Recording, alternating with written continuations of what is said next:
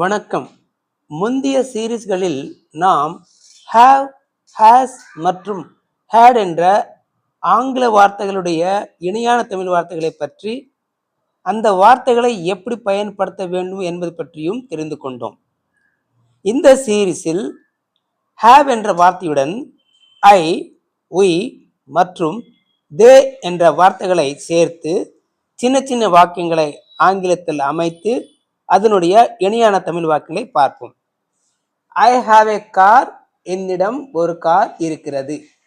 I have 2 houses, என்னிடம் 2 வீடுகள் இருக்கின்றன. We have a car, எங்களிடம் ஒரு கார் இருக்கிறது.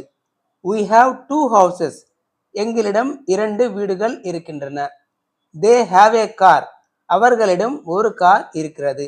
They have 2 houses, அவர்களிடம் 2 வீடுகள் இருக்கின்றன. ஏ என்ற ஆங்கில வார்த்தைக்கு 1 என்பது இணையான தமிழ் வார்த்தை என்று நீங்கள் அறிந்திருப்பீர்கள். அடுத்த சீரீஸில் பார்ப்போம். பார்ப்பதற்கு முன்னால் இந்த சேனலை லைக் பண்ணி, ஷேர் பண்ணி, சப்ஸ்கிரைப் பண்ணுங்க. உங்களுடைய கருத்துக்களை கமெண்ட் பாக்ஸில் தெரிவித்துக் கொள்ளுங்கள். நன்றி, வணக்கம்.